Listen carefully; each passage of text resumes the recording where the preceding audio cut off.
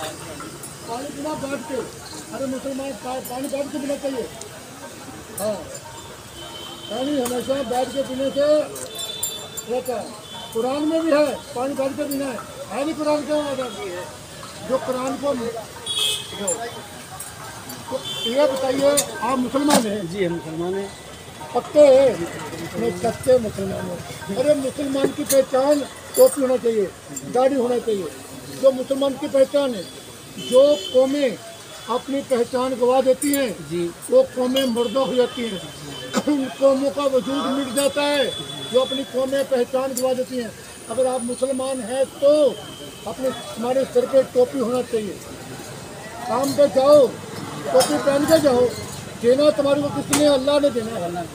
देना किसने है? अल्लाह ने। ये अल्लाह पे भरोसा रखो तो जो अल्लाह की दिया वो जो तुम्हारे नसीब में है ना वो तुम्हारे को मिलेगा, जरूर मिलेगा। अपने सिर पर टोपी रखो। जो अपनी कौमें पहचान